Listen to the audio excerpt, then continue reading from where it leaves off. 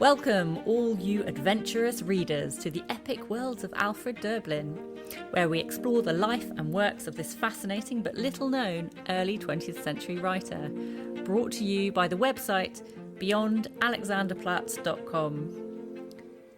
Welcome to episode 3 on Döblin's early life up to the time he left school. I'm Chris Godwin. And I'm Katie Kavanagh. So Chris, we're going to start with where Alfred Döblin grew up and what were his early memories of his hometown. Sure, yeah, okay. He was born in Stettin, which is now Polish Stettin, which in his later memory he described as a miserable, decaying provincial town, so he clearly didn't have a high opinion of it. He remembers there was a noisy annual fair, and he remembers the town hall with big steps going up to it where the children used as a playground. But while his siblings and other children were out in the streets rushing up and down with their whips and spinning tops and so on, he preferred to stay at home reading. He describes how once he was strolling through the annual fair and came upon a booth which displayed a horrible, lurid-coloured canvas picture of a murder. The boy ran home distraught. He couldn't put the picture out of his mind. It terrified him. And long years later, the awful impression it made, the torment he tried to escape, remained with him. Goodness. And so that, I guess he's so imaginative that must have found its way through into his writing. Well, very much so. The question of the scenes of violence in Döblin's epic novels comes up again and again among the critics. And on the one hand, people say, oh, this writer Döblin, he must revel in violence if he can depict it so clearly. On the other hand, people say, no, he's grieving about the violence that has been a constant accompaniment of humanity going back, going way back. And, it's grieving, it's not relishing the violence. And then so talk to us about the rulers of the time, the Right. Oh, the Prussian state. Right. Remember, Döblin was born a few years after the German Empire was founded. In other words, Prussia had sort of brought all the other bits of Germany into its umbrella to create the German Empire after the Franco-German War of 1870. So the schools were part of the Prussian state. They were the institutions that would provide the obedient bureaucrats and military officers and clergymen, and perhaps occasionally a writer who would support the Prussian state, hopefully. But in one particular year, 1888, it was called the Year of Three Kaisers, because two Kaisers died 3 months apart, right? Oh, gosh. So you had Wilhelm I in March, and then Frederick III in June. And each time the school sort of called all the students together and told them this is a very solemn occasion and we must all be very, very sad, and so on. And Döblin found it rather, he wasn't quite sure how to react. He tried to squeeze out a tear, but then wasn't sure if it was a real tear. So he always had a, shall we say, a more independent attitude towards authorities above him, shall we say. So Chris, before you said it was he found it difficult to create a tear, if you like, an artificial, so to grieve with the collective grief that was around. Do you think it was because he was a daydreamer and he was, he was just in his own world imagining up different things, and so actually he was kind of unaware of the collective grief around him, or unaware that she should be, he's only 10. Well, so okay, I think he had a very individual imagination, but I think it was just that the school was a very kind of official place, and I'm sure that even in the primary school he may not have always felt that the school was on the side of the individual. It was an agent of the state.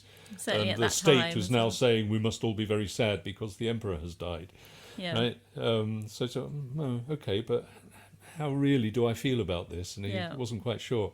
Okay, Chris, so I should probably ask you our second question now. So can you describe Döblin's family background and any interesting details about his parents or his siblings or anything like that? Yeah, sure.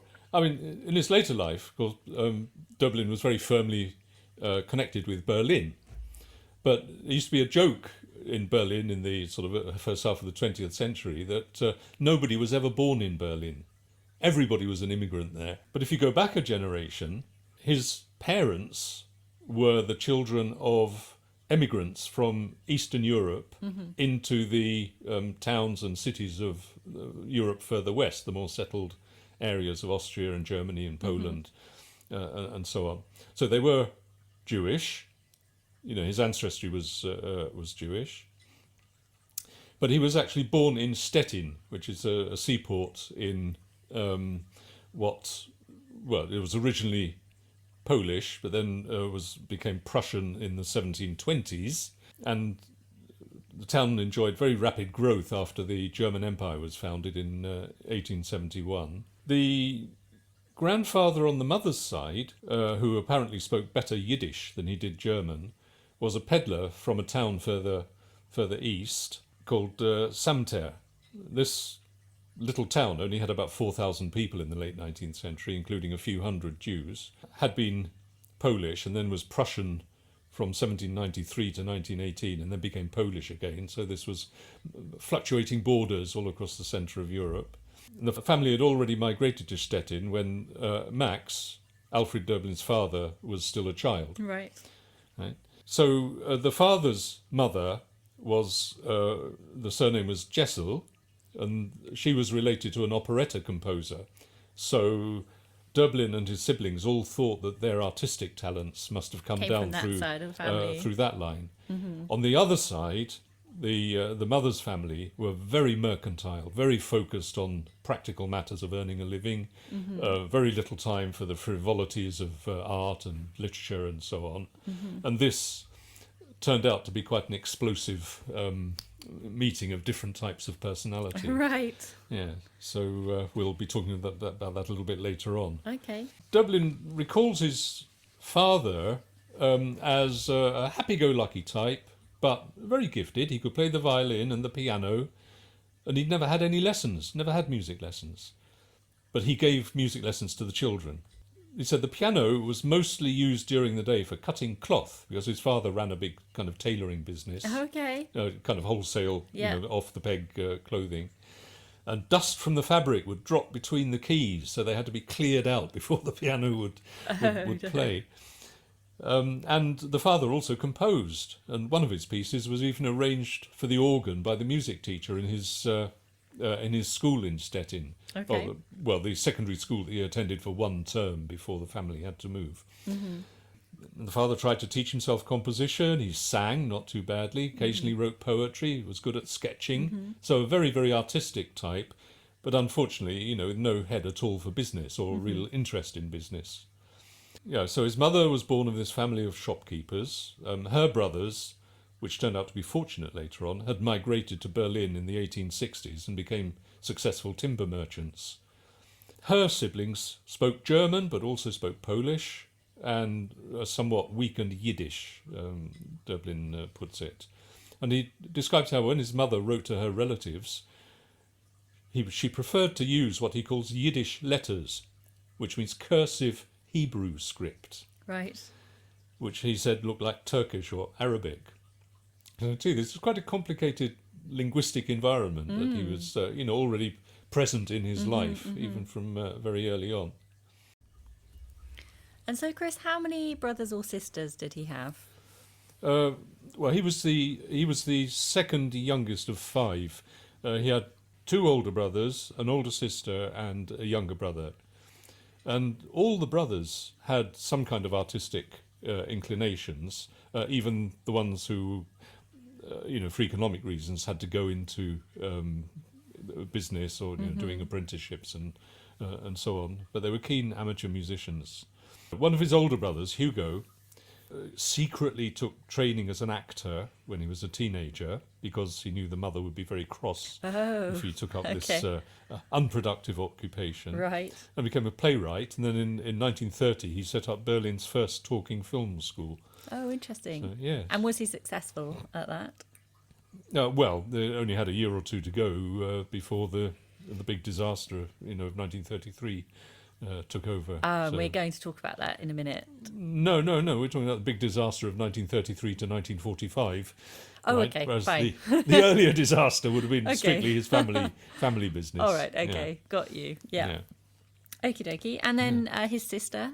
His sister Meta, his older sister, who we'll talk more about, I think, in some later episodes. There's some things that spilled over into his writing that he remembers from her life. But she had quite an interesting life. She married a Russian carpenter and furniture maker, and they moved between London and Antwerp and Istanbul. And so on. But so in her own way, she was drawn to creativity, even though she took after her mother. And I suspect she had an adventurous life or something. I suspect that her mother was quite creative as well, because you said that she would write in a Yiddish script. Yeah. And where Döblin said it looked more like Arabic or something like that. Yeah. That's in itself is probably it's quite a creative process to go through writing something down that's not necessarily that you have to think about carefully. Well, maybe yes, but we'll later on we'll come to the mother's virtues later on. Yes. Yeah. But Meta, his sister, was living quite close to Döblin in east of Berlin in 1919 when there was a kind of workers' uprising. This was after the end of the war, and the government was very new republic government was tottering and so on, and the suppression of this uprising in the east of Berlin was incredibly brutal. Involved artillery and aeroplanes bombing the streets and so on. And Meta was hit by some grenade shrapnel. Oh, she was trying to fetch milk for her children during all this bullets whizzing around and so on. And she didn't know what had happened, but she had to lie down when she got back home. And then it turned out, there was blood coming everywhere. And a day later, she was dead. Oh, goodness. Yeah. That's terribly tragic. So, Döblin wrote a very strong essay published in a journal in 1919 about that rebellion and its suppression, which has some, interesting light on his political attitudes later on, because he expressed contempt for the very poor leadership of the rebels. Right? Said if they couldn't even manage to succeed at something like this, then how can they govern a whole country? That's the kind of thing.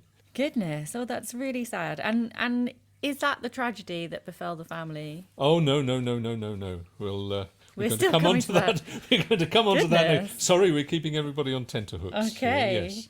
Well then, so maybe we should go back to, although that's very sad, maybe we should go back to how he recalled his school days. Yes. Okay, so in Easter of 1888, remember this year of three emperors, the 10-year-old was accepted into the local gymnasium or secondary school in Stettin. But 3 months later, his father ran away, and that was the family disaster. Oh, now why did his father run away? Are we getting to that later? We'll get to that, yes. Oh, no! Okay. No, because we're going to hear it in Döblin's own words in the reading that we'll do later on in this episode. But anyway, there's so much still to uncover. So he had to leave that school just after one term, and was then sort of put into private tuition classes, which basically consisted of copying out pages and pages of some sentence from some poem or something to improve your handwriting. It was no education at all. The school that he left, was that a fee-paying school then? Did they? I'm not sure about that. I think probably there were some fees involved. Yes. Otherwise, why did he have to leave? Yeah. So possibly. Okay. Gosh, that must have had a massive. But he hadn't been there for very long, did you say? No, just for the one term. Okay. Yeah. Okay. and then after the family had to migrate to Berlin, he was enrolled in the local parish school, which was a kind of, I don't know, And so how old- 5 to 14. Or How old was he? 10 years old. He was 10 when they migrated, and without the father. Father is skedaddled, Okay. yes. And then 3 years later, in 1891, he was the only one of his siblings who managed to enter high school, a real high school. But his schooling had been interrupted for... And so did it? Can we just go back ever Yeah. so slightly? Did they have family in Berlin? Or was it completely? Did they just up and think we're going this to is Berlin? I mentioned earlier. Some of the mother's brothers had moved to Berlin in the Right. 1860s Okay. and become successful timber merchants. Right. And so this was So did this they- was the anchor that the family could Got you. Okay. moor themselves to in the That makes more dire sense. situation. Okay. Yeah. But because his education had been so sort of interrupted, he was sort of 3 classes lower than his actual age group. Oh, that must have been really difficult. Must have been for hard. him. I mean, he was very small of stature, so it didn't Yeah. stand out so much in terms of, his physical size, but Mm. in terms of, the way his brain worked, he was obviously way ahead of the other kids, which meant he was kind of top of the class for the first 2 or 3 years. Right. But then gradually, as the kind of the rigidity of the Prussian school system, imposed itself more and more, he had, he got lower grades and was considered a bit of a rebel, which almost. So was he always 3 years behind then? Yes, he didn't actually get his school leaving certificate, the Abitur, until he was 22. Oh. Yeah, which is quite remarkable. Yeah. And he almost didn't get the Abitur because the teachers had So primed why- the state inspector to see this chap as a rebel, and the state inspector sort of gave him a very hard time at the Viva Voce exam. So why was he put in 3 years behind? Tell me again. Well, because he'd not gone through the standard Through year the by year system. system of the primary and so schools they and the wouldn't put secondary him schools. into the age that he was just No. because they felt he was No. missing, Yeah. even though he was successful the 3 years. The class that he was put in, he was the top of that, and they didn't think, Yeah, he was. actually, Yes, he's probably in the wrong he class. was getting very good grades in the first few years. Yeah. Oh, that's crazy. yeah. Yeah, no wonder he became disillusioned with it all and went off the rails. Well, I mean, the Prussian state schooling was it was an instrument of discipline. Basically, it was ensuring that you were breeding a generation of bureaucrats and school teachers and clergymen, and perhaps one or two of these flighty people called writers or something who'll all be supportive of the authoritarian state. And if you're quite creative and you've had a big trauma and you're suffering and you're not allowed to, be creative, you're being squashed, then, it's going to come out in different ways. Isn't it? Yes, I mean he was Like, how do consistent. you cope with that He was, fight or he was flight? consistently reading kind of unauthorized writers, and if the teachers found him with a book which wasn't on the curriculum, they would be quite sharp about it, and they'd say he should concentrate on what the school tells him to read. So nowadays we call that an ACE, an adverse childhood experience, which would affect, everything terrible. But he was, That's as a, probably. I'm guessing that's probably why he went into neurology. Then he was always thinking about. Well, okay, that was maybe one stimulus. But I mean, he was, as a teenager in school, he was devouring loads of non-authorized writers like the early 19th century Kleist and Hölderlin, sort of poets who wrote very, very kind of intense poems and stories and so on. Dostoevsky he discovered. Nietzsche, the philosopher, Schopenhauer, another philosopher. He was, he was devouring all of these. He said he started writing at the age of 14. Right. He said his obsession with writing began early. His first pieces were written in a little blue notebook, and what did I note down at the time? God is good. He is goodness in the world. And that was his solution to the riddle of God. So I'm assuming he didn't just write about religion at the age of 14, or was that's all he was? Well, since he remembered doing this, decades later, he remembered his first had a big writing. But impact. this was obviously this religious questions are obviously important in society and Yeah. in the schooling. You Yeah. must believe in God. Just do what we say. Pray when we say this. This kind of thing. But he was, he was quite frightened of his teachers, and he'd been entrusted with the key to the classroom store cupboard at one point. Oh. And then, oh dear, he kept it hanging around his neck. But then, oh dear, one day he couldn't find it, and he was terrified to tell anybody. And a new key would have cost 5 marks or something, and he didn't have 2 pennies to scrape together, and so for weeks and weeks and weeks he was terrified he was going to be found out.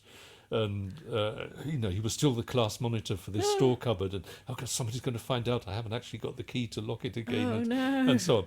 But eventually his mother found out about this and just marched off to the school and explained to the teacher, and the teacher said, "Okay, we'll get a new key," and there was no problem at all. Phew. Goodness. So that's another. It's all these things happening. Yes, and then a year or two later, as one of his classmates was being accused by several other classmates and by several teachers of being a petty thief who'd been picking things up that he shouldn't over a long period. And Döblin says, "I don't think he's a thief," which immediately He's talking. the finger back. was pointed. He's a rebel. This guy, why doesn't he go along with the majority? Yeah. The last thing to say about his school days is that Alfred was very proud that as he descended the steps outside the school for the last time, he spat very vigorously on the steps. Oh, goodness. Disgusting. Well, this is his feeling about the school and what it had put him through. Okay. And so now finally, well, not finally, but are we able to get onto the big disaster? The family Yes, disaster? let's get to the big disaster now. So this catastrophe that significantly impacted Döblin's life, how did it unfold? Right. What was it all Okay. about? So his father and his mother had been kind of pressured into marrying by their respective parents. Right. Right. Even though the kind of the personalities A good match. as a good match, even though the personalities involved were not in good match at in all. sync. Yeah. Right. So the father sort of inherited his father's tailoring business and managed, during the boom years of the early stage of the German Empire, managed to sort of expand it a bit. So he was getting orders from the big Hamburg department stores and so on for off-the-peg clothes. So he employed quite a lot of young ladies to cut out the clothes. And we've already talked about his artistic inclinations and the fact he was, taught himself music to the stage where he could actually compose and have the school set one of his songs, compositions. Yeah, but he had no talent for hard work, Right. and he had Or work in a different way. yes, and he had a roving eye, shall we say? Right. And as we come to the reading from his autobiography, in a minute, we'll find out that Sophie would go out with her umbrella through the town's parks to see whether or not she could spot him with her arm in arm with some young thing. Oh no, terrible. Yeah. Oh, I don't like him now. Well, eventually, one day in the summer of 1888, his father Max says, "Oh, I have to go off to Mainz to see about selling some clothes in Mainz." So they see him off at the station. Luckily, his boots have just come back from the bootmaker. They've been repaired. And so they all stand there, wave him off at the station. But strangely enough, the train he got onto was headed for Hamburg. Right. And when he got to Hamburg, the next they heard of him was a postcard saying, "Off to America." Oh no. Yeah. "I will send you mountains of gold," he said, which is a quotation from some Latin play, I think. Okay. And he So was he- escaping with a young lady. So he had an affair. Well, he was having an affair. He was yes. having an affair, left the home, left his children. Yes. 4 children. Yes. 5 children. 5 children. That's really sad. No thought to And them. huge amounts of debts. Right. Just Which is running where away. the mother's sterling character came into play, because Right, eventually okay. she paid off all those debts through years of taking in other people's washing and saving every penny and bringing up the children as best she could. But of course, Max doesn't earn mountains of gold in New York. He's a complete failure there, and so he sails back to Hamburg and settles down with young Henrietta. Who's 20 years younger than him. And was it Henrietta that he went to New York Yeah. with? Okay. Yeah. So that's good that he remained with her. Yeah, they remained for the rest of their lives. Yes, yes, Good. yeah. Okay. But living in quite sort of genteel poverty in Hamburg. Okay. But And then did he make contact with his children again after that? well, he actually persuaded Alfred's mother Sophie that he was a reformed character, and if she would only come to Hamburg, they could all get back together again. But was he still with Henrietta? This is How confusing. very tricky. It's very tricky. Yeah. Anyway, the whole family moved off to Hamburg, and they Right. spent 6 months there until Sophie realised that this Henrietta is still there in Still the on the background. scene. And there was another big row, and that was it. And off they went back to Berlin. Right. Yeah. Do you think that part of him was, actually, Sophie will be able to solve our financial problems?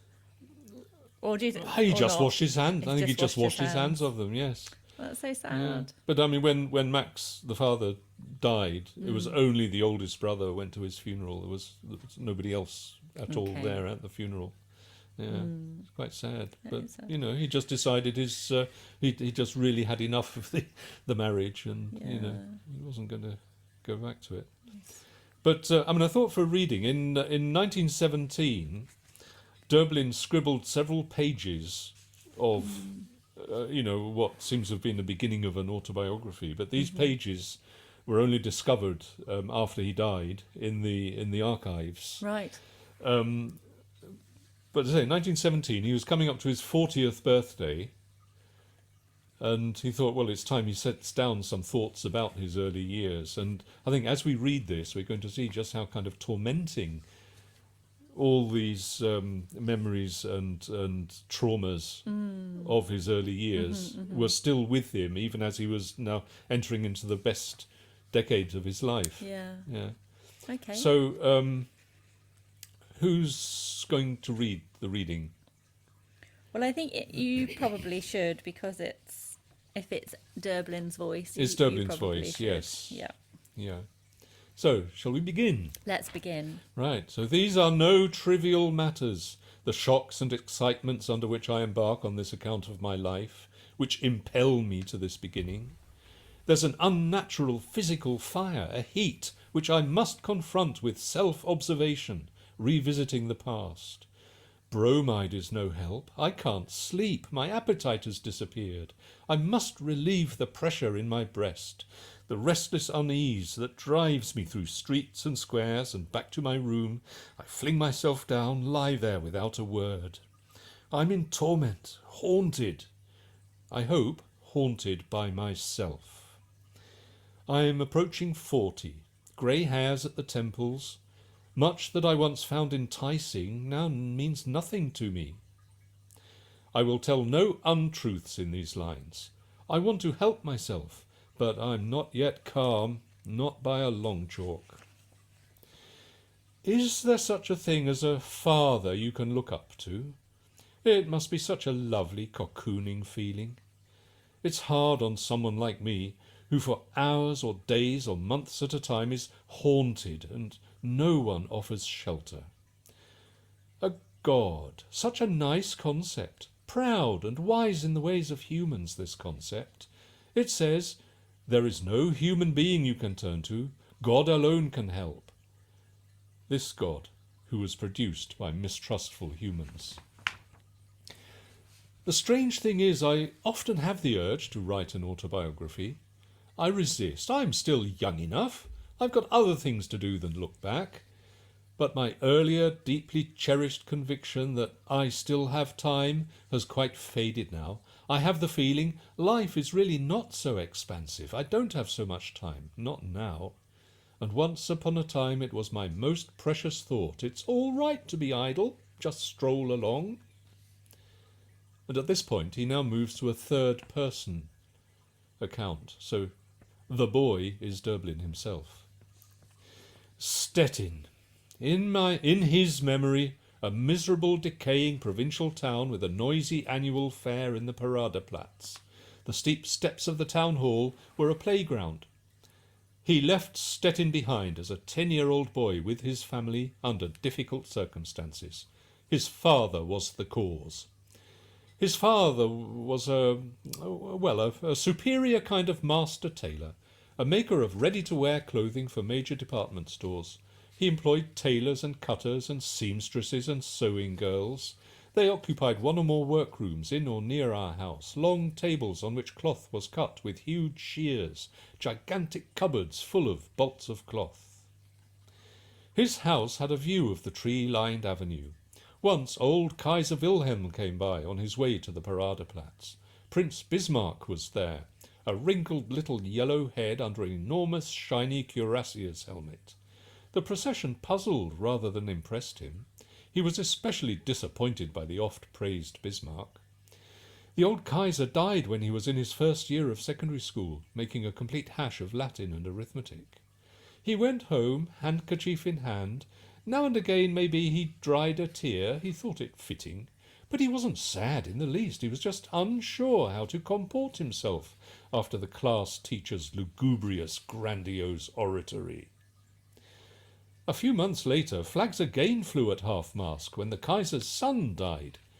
He had no idea how to react. He'd wander the streets to see what others, the adults, were doing. He was a gentle, very strange boy, his father's pet. Because of his big head, he acquired among his siblings the nickname Fathead. They were 4 brothers and a sister. He was the second youngest. He made poor progress in primary school. The first year of secondary school was already hard for him. He sat way at the back. But at home he read and read whatever came into his hands. While his siblings played with whip and spinning top out in the street, at the town hall, he was reading. He was already short-sighted. He inherited this bad trait from his father. The spectacles prescribed by the optician were refused by his father. So for many subjects he had to sit right at the front, near the blackboard. He had blonde, very pale blonde hair down to his shoulders. At that time he was considered a pretty child. He was often out in the streets by himself. Once he strolled through the annual fair. A booth displayed a horrible, luridly coloured canvas picture of a murder. The boy ran home distraught, couldn't put the picture out of his mind. It terrified him. Long years later, the awful impression it made, the torment he tried to escape, remained with him. He often went to the synagogue, where his father sang in the choir. His father was very musical, played both violin and piano to an average standard, taught the older children the basics. He tended to lash out. Beatings were not infrequent. He also sketched little pictures that he coloured in. But what the many-sided, gifted, flighty, shiftless man did best was something else. His wife had good reason to be jealous. Finally, one of his seamstresses came on to him. The word at home was that he had assignations in parks with this young and very pretty creature. Father was anyway not often at home. There was little family life to speak of. Now he spent many nights away as well. Once he was discovered by Mother in some public park in Stettin, and screaming at the woman, she wrecked her parasol. One day Father announced he had to make a trip to Mainz, said goodbye as calm as you like. The boy helped him on with his travelling boots, received just in time from the cobblers. But one early morning Mother came weeping and wailing into the room where we slept. A telegram or letter from Father had arrived. He wrote from Hamburg. He was on his way to America. I shall offer you mountains of gold. This was what destroyed the family. Up until then, we were becoming comfortably off. At once, everything had to be liquidated. Representatives from Hamburg came to collect the stock. Later, walking with his mother, the boy peered all around to see if anyone was looking. He was ashamed of their notoriety. The whole town knew his father had absconded to America with the seamstress. My mother, initially completely at her wits' end, was brought to Berlin by her well-off brothers. An endless train journey in 3rd class. Finally, as they approached Berlin, the boy could no longer suppress a minor natural need, which he daren't mention while his mother was chatting with other passengers about her Berlin relations. When they stopped at Schlesischer station, the boy pushed his way desperately to the door, and a thin, never-ending stream betrayed his action and his release. You get now to the Berlin apartment. The apartment was small. They were in real poverty. The father sent nothing. The mother owned hardly anything. Her brothers kept our heads above water. The eldest son, in the 9th grade in Stettin, had to take an apprenticeship with the great firm of N. Israel in Spandauer Strasse. This was apparently a colossal event. The boss was spoken of like a king. The smallest details of the business were topics of conversation. They lived all packed together in a few little rooms on the ground floor. He was enrolled in a nearby parochial school. The school was in a rear courtyard. He was in the 3rd class. He hadn't the slightest sense of having come down in the world. Only during the course of the year was it impressed on him, especially in interactions with the supportive, unsupportive rich uncles, that he belonged to a poor family. He was a success in this school. Once he even won a prize, an atlas. The fact that this atlas had a sticker in the front stating that it came from such and such a bookshop and antiquariat made him especially proud, since he didn't know that antiquarian meant second-hand. And he told his aunt that he'd been given an antiquarian book, and when she explained it to him, his shame was bottomless, and he had no idea how to extricate himself. Oh, I feel sad for him.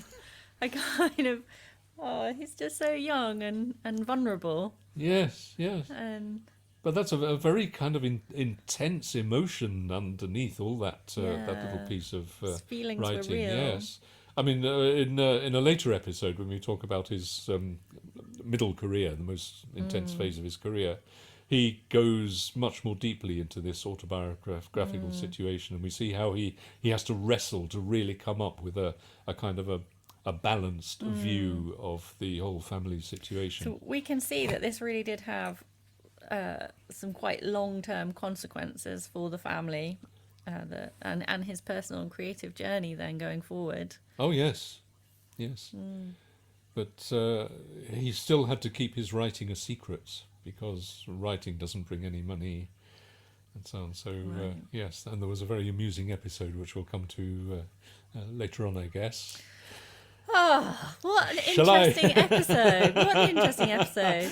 Well, Thank you so much, Chris. I think. Well, I'll tell it now, shall I? Shall we wrap? Or what? Okay. Well, shall I tell it now? Yes, go for it. Right. So soon after he left school, Okay. he wrote his second, what he called his novel. Yeah. It's just some quite short pieces of writing, 100 pages or so. Okay. But one of these... So how old is he? He's 23, early 20s, yeah. Okay. Yeah. Anyway, he wanted to get the advice of a famous German philologist and linguistic science professor and so on, who lived in Berlin. He approached him and said, "Would you please read my novel?" And got a very, heartening reply. "Yes, please send it along. Happy to." Well, he went off to the address he'd been given, but it was dark by the time he got there, and he couldn't find the right house number, and so he crept away again and then sent it off by post. Right. But because he didn't want any return post coming back to his house, where his mother would say, hello, what's this? What's going on here? Yeah. He gave a post restaurant address. Okay. Right? So anyway, this parcel came back from the professor with presumably with some complimentary remarks or something on it. But when Alfred went along to the post office to pick up this piece of post restaurant mail, they said, right, where's your ID? And of course he'd given a false name. He sent it off. So he had no ID and just had to leave it there lying. And then he said he had to rewrite the whole novel again from memory. Oh. Oh, rubbish. Yeah. Oh, it's frustrating, isn't it? Dear. Yeah. Oh, so, you think you're doing the right thing, and then suddenly it bites you. Yes. Bites you in the bottom. Right. Anyway, we could probably conclude it there. Yes, think. I think that's a good place to stop. That's a really interesting. So that's our episode 3. Done. Right. Good. So goodbye from me. And goodbye from me. We hope you've enjoyed this episode of the Epic Worlds of Alfred Döblin. Join us next time to explore more about this fascinating writer's life and works. Meanwhile, visit the website beyond-alexanderplatz.com for posts about Döblin and some of his unjustly neglected contemporaries, as well as downloads of translations. So until next time, happy reading!